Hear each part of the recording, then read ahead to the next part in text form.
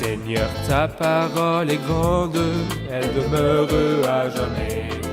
Ta parole est infaillible, rien ne peut la Bienvenue chers supprimer. spectateurs, je vous souhaite la bienvenue ainsi qu'à tous les spectateurs du monde entier pour un nouvel épisode de l'émission d'études quotidiennes Toute la Bible.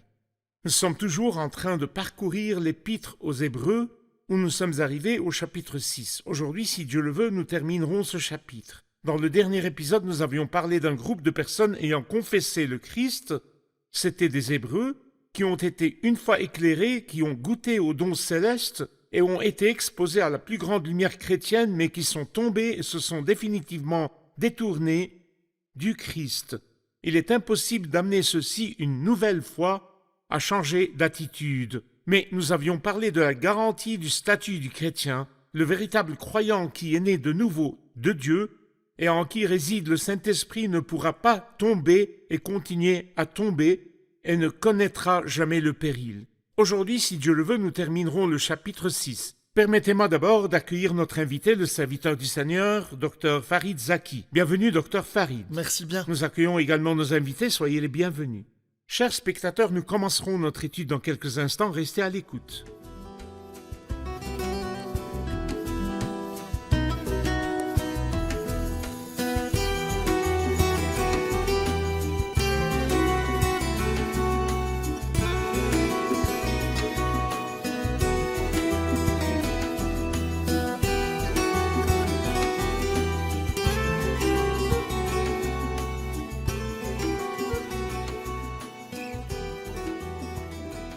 Bienvenue, Dr Farid. Merci beaucoup. Dans le dernier épisode, nous avons abordé le sujet du chapitre 6 et du verset 4, ceux qui ont été une fois éclairés, et nous avons dit qu'il s'agissait d'un groupe de prétendus chrétiens.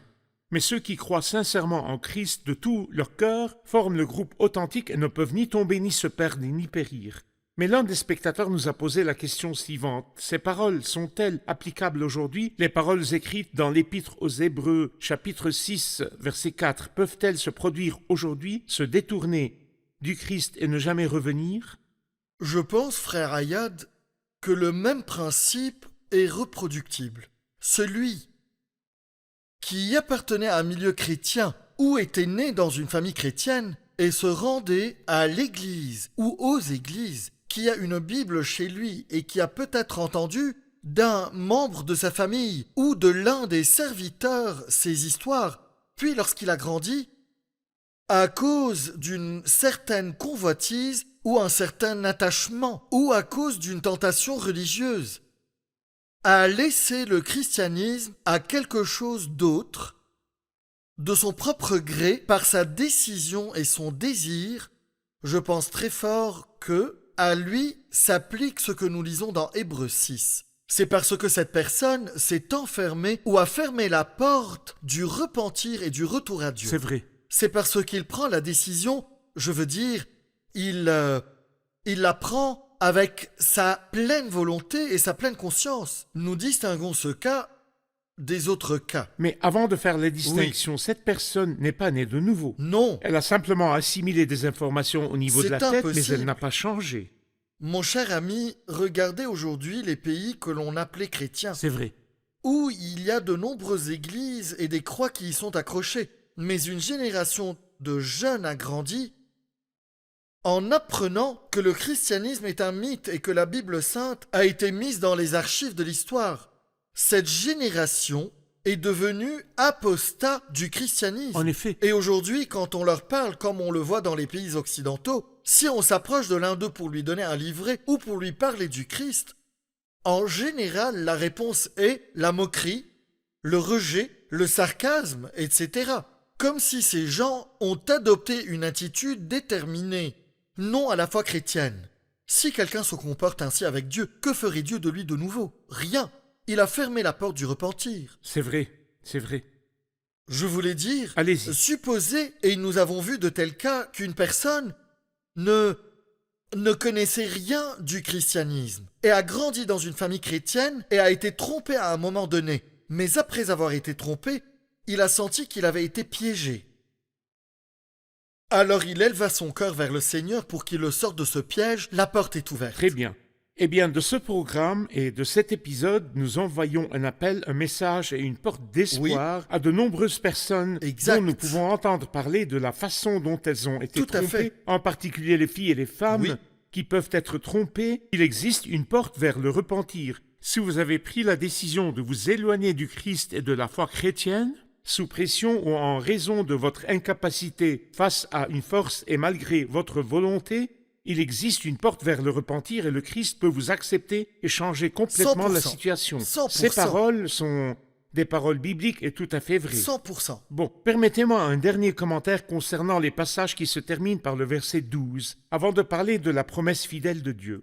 Dans les versets 10 jusqu'à 12, nous remarquons que le mot « amour » est répété ainsi que le mot espérance, ainsi que le mot foi. Pourquoi l'amour, l'espérance et la foi, ou l'espérance, la foi et l'amour, qui caractérisent les traits de la foi chrétienne, sont-ils mentionnés dans cette partie en lien avec l'autre groupe, le groupe d'une blancheur brillante, les croyants qui professent véritablement leur foi en Christ? Moi, j'imagine que l'écrivain avait peur que les vrais croyants soient secoués. Un avertissement provoque toujours des secousses pour ce qui est vrai. Il présente donc des arguments et des preuves par lesquelles il les rassure, et leur dit « Je vois bien les fruits de la vraie foi en vous. L'œuvre de la foi est apparue en vous, et le fruit de l'amour est apparu en vous. Et je vous encourage, je vois la graine de l'espérance, mais je vous encourage à laisser cette plante grandir de plus en plus. » C'est vrai. Merci. Permettez-moi de lire les versets à partir du verset 13. Lorsque Dieu a fait la promesse à Abraham, comme il ne pouvait pas prêter serment par plus grand que lui, il a juré par lui-même en disant « Certainement je te comblerai de bénédictions et je multiplierai ta descendance. » C'est ainsi qu'après une attente patiente, Abraham a obtenu ce qui lui avait été promis. Or les hommes jurent par plus grand qu'eux, et le serment est une garantie qui met fin à toute contestation. C'est pourquoi Dieu, voulant montrer plus clairement encore aux héritiers de la promesse le caractère irrévocable de sa décision, est intervenu par un serment. Ainsi, par deux actes irrévocables dans lesquels il est impossible que Dieu mente. Nous sommes puissamment encouragés, nous, dont le seul refuge a été de saisir l'espérance qui nous était proposée. Cette espérance, nous la possédons comme une ancre solide et sûre de l'âme. Elle pénètre derrière le voile, là où Jésus, établi grand prêtre pour toujours, à la manière de Melchisédek, est entré pour nous en précurseur. Au verset 13, il commença à parler de ce qu'on appelait la promesse de Dieu à Abraham, puis le serment. Que voyez-vous dans le serment et la promesse à Abraham? La promesse « Je ferai cela ». Le serment, c'est une affirmation que Dieu fera. Mais pourquoi prêter serment? Dieu a-t-il besoin de confirmer ses promesses? Absolument pas. Dieu lui-même n'a pas besoin de confirmer ses promesses. Mais, à cause de la faiblesse humaine et à cause de la tendance naturelle de l'homme à être méfiant, Dieu abdique par sa grâce absolue pour confirmer sa promesse par un serment. L'occasion dans laquelle cette parole a été prononcée, c'est quand Abraham a offert Isaac sur l'autel, dans Genèse 22. Dieu l'avait déjà promis, mais cette fois-ci, il a confirmé sa promesse par un serment. Après qu'Abraham offrit Isaac sur l'autel et le Seigneur dit « Ne porte pas la main sur l'enfant ». Et alors, Dieu fut très satisfait par l'obéissance d'Abraham. Il a dit « Je le jure par moi-même, déclaration de l'Éternel ». Et il lui fit plusieurs promesses et il lui dit « Je te bénirai et je multiplierai ta descendance ». Dieu lui a fait environ 7 promesses confirmées par le serment. Quel est le but de prononcer ces paroles aux Hébreux précisément ici? Les encourager sur leur confiance dans le Seigneur qui s'est manifestée par la patience. Ces groupes ont quitté le judaïsme avec toutes ces promesses terrestres, le règne du Christ. D'accord? Et ils se convertirent au christianisme. Alors, il leur parle de la foi chrétienne. Il dit que la foi doit être accompagnée par la patience, l'endurance, la tolérance, parce que le chemin est un chemin difficile, un chemin plein de douleurs où nous avons besoin de 2 choses, 3 choses qui sont similaires à 2 barres de train. Imaginez s'il y a la foi sans patience ni longanimité. Cela transformera l'homme en, c'est-à-dire comme nous le voyons parfois en nous-mêmes et chez les autres, « J'ai confiance, Seigneur, que tu vas agir. Je suis donc poussé à réaliser ce en quoi je crois. » Et s'il y a la patience sans la foi, cela se transformera en abandon, en échec. Je vais alors attendre le Seigneur qu'il agisse quand il le veut. Mais lorsque nous unissons les deux, nous avons confiance en Dieu et nous attendons le moment de l'accomplissement de sa promesse. Très bien. Alors ici, il parle de la bénédiction à travers une promesse et un serment. Je voudrais connaître les garanties de la stabilité des bénédictions que nous avons en Christ dans notre statut chrétien. Dieu, notre Père, nous a bénis de toute bénédiction spirituelle réservée pour nous dans les lieux célestes. Oui. Existe-t-il le moindre doute ou la moindre possibilité qu'un jour de perdre une des bénédictions que j'ai reçues? Quelle est la garantie? Vous savez, l'apôtre Paul en a parlé dans le 1er chapitre de la 2e lettre aux Corinthiens et dit « En effet, pour toutes les promesses de Dieu, c'est en lui, en Christ, que se trouve le oui et amen pour sa gloire. » C'est vrai. En d'autres termes, il veut dire celui qui garantit l'accomplissement de toutes les promesses de Dieu à nous est la personne du Christ. Absolument. Le Christ est le dépôt, si je peux dire, ou l'entrepôt de toutes les promesses et bénédictions de Dieu pour nous. Mais nous devons aller à lui. Ce n'est pas parce qu'il me les a promis, je les recevrai sans aucun effort de ma part.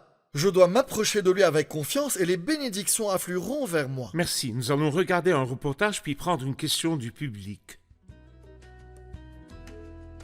La parole de Dieu a déclaré qu'il bénira Abraham et lui donnera le lieu où il était, ainsi qu'à ses descendants après lui, et c'était avant la naissance d'Isaac. Et lorsque Dieu a demandé à Abraham de donner ce qu'il avait de plus précieux et l'objet de son espérance, son fils Isaac, la question était, Abraham avait-il confiance en l'abstraite parole de Dieu ou bien va-t-il s'accrocher à son fils? Il devait offrir Isaac, le fils de la promesse, à la mort et le reprendre comme par une résurrection ou comme s'il était ressuscité d'entre les morts. En réponse à cette obéissance, l'obéissance de la foi, Dieu Tout-Puissant jura par lui-même qu'il bénira cet homme de foi et qu'il accomplira chacune des promesses qu'il lui a faites. Au verset 18, il dit « Ainsi, par 2 actes irrévocables dans lesquels il est impossible que Dieu mente, nous sommes puissamment encouragés. » Quels sont ces 2 actes et quel encouragement? Docteur Farid, quels sont les 2 actes irrévocables?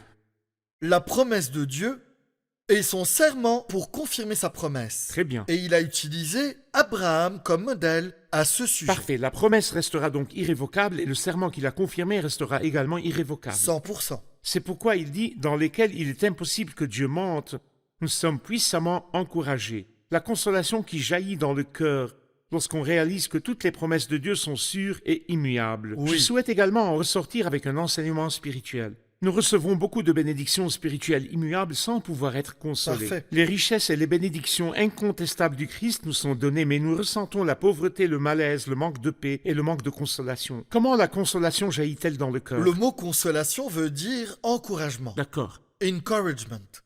Et non pas juste une euphorie émotionnelle et psychologique qui résulte de quelque chose de temporaire. Non, un encouragement. Qu'est-ce qui pourrait encourager le croyant sans cesse dans le parcours de la vie? Une chose, c'est de s'appuyer sur un appui, dont David a dit « Ta conduite et ton appui, voilà ce qui me réconforte. » L'appui, c'est les promesses de Dieu.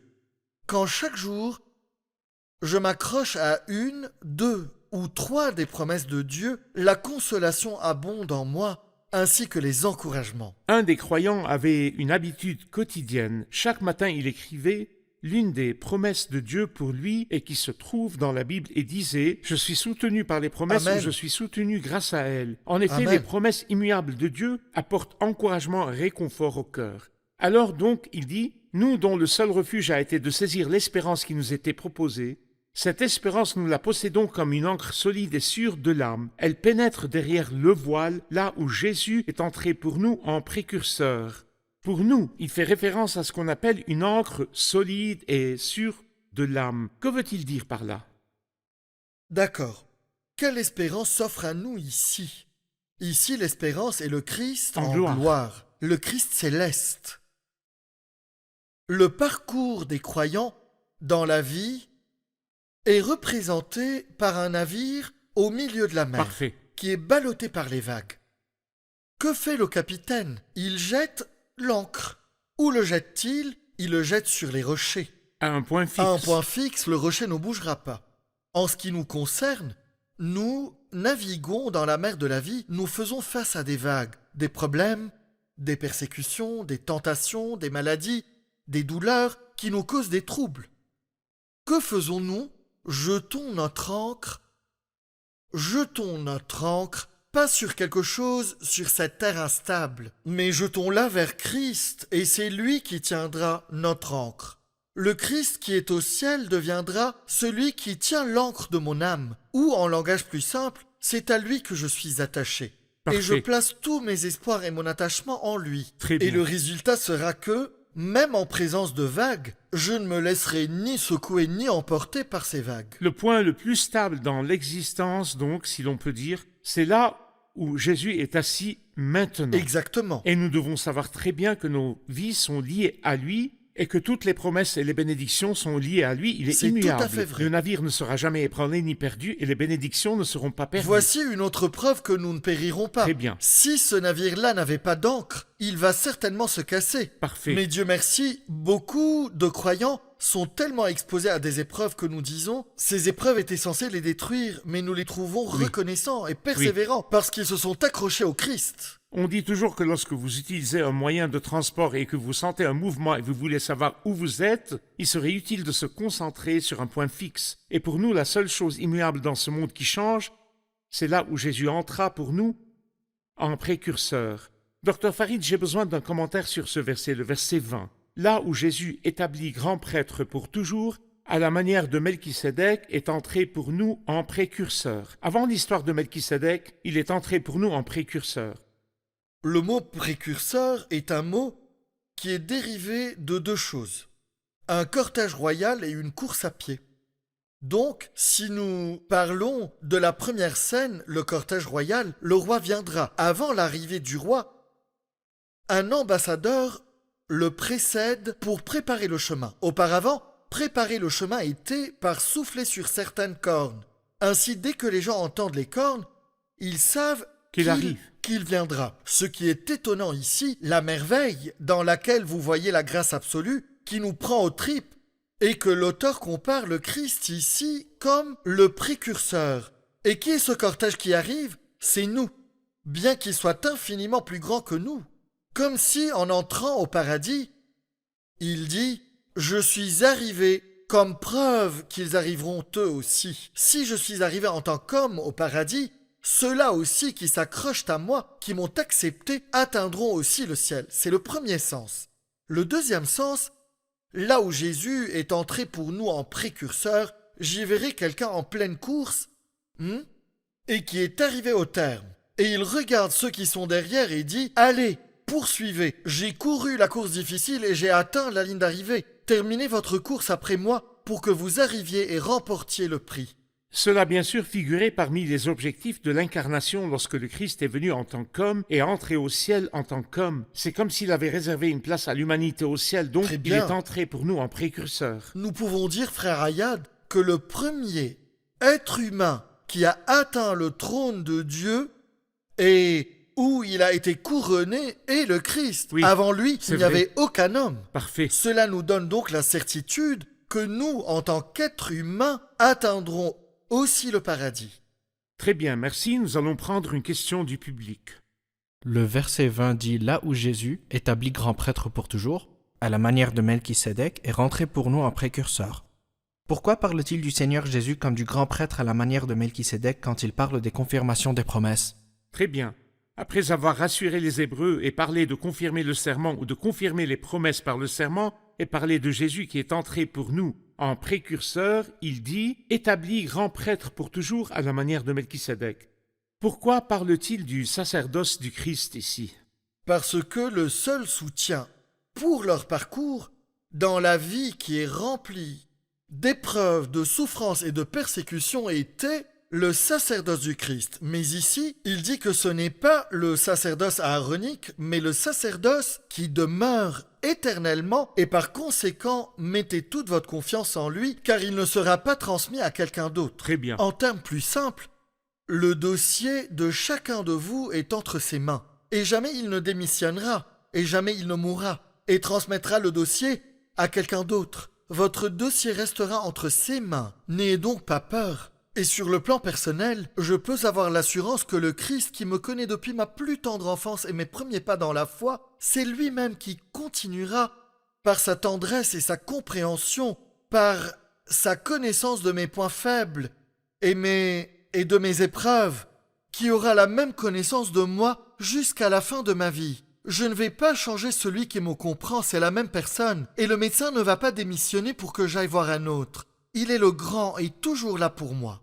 Merci, Dr Farid, que Dieu vous bénisse. Nous passerons en revue l'épisode avec nos invités.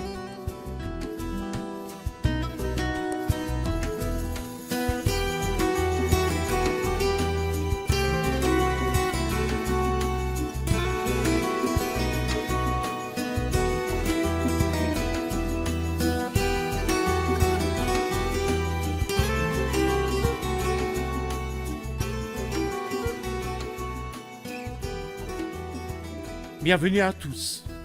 Alors, quelles sont les deux choses irrévocables mentionnées par l'apôtre Paul dans le contexte du verset 18 par lesquelles nous sommes puissamment encouragés? Ces deux choses sont la promesse et le serment de Dieu. La promesse de Dieu qu'il accomplira toutes ces choses, et le serment en est la confirmation.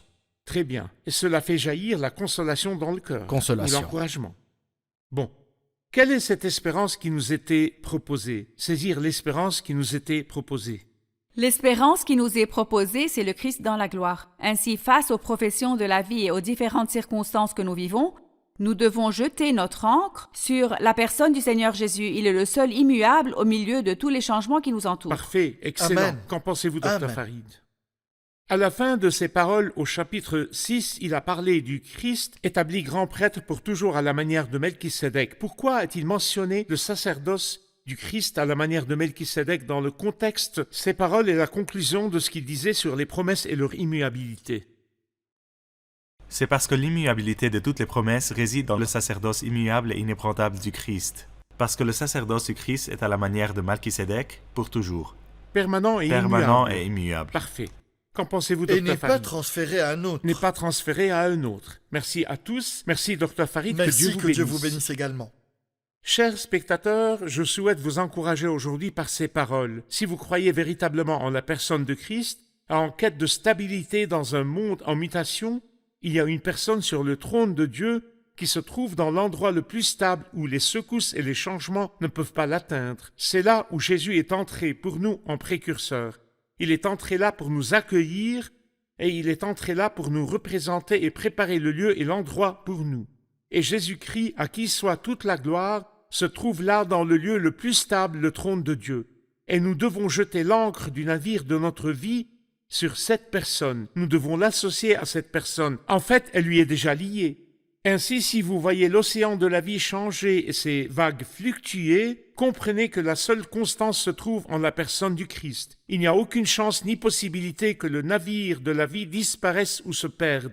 Notre vie est liée ou accrochée à la personne du Christ, qui est au sommet de la gloire. Il est vivant, et nous aussi nous vivons. Il est dans l'endroit le plus sûr, et nous le sommes aussi parce que nous sommes en lui. Tout l'avenir des promesses repose en la personne du Christ. Les bénédictions sont contenues en la personne du Christ. L'accès garanti est dans la personne du Christ et le Christ est au sommet de la gloire où Jésus est entré pour nous en précurseur. Venez, courez vers lui, trouvez refuge en lui. Le jour où vous constaterez que le monde et la situation ont changé dans votre vie, où votre état de santé et votre situation sociale ont changé, le jour où les gens vous ont quitté ou ont émigré et vous êtes devenus seuls, où vous constaterez que les régimes en place ont changé ou même que les gens dans la rue ont changé, sachez bien que votre vie est liée à la personne qui ne change jamais, là où Jésus est entré pour nous en précurseur. Chers spectateurs, je vous retrouve dans le prochain épisode. Que le Seigneur soit avec vous.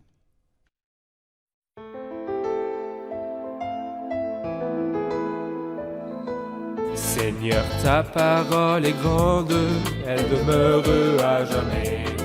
Ta parole est infaillible, rien ne peut la supprimer.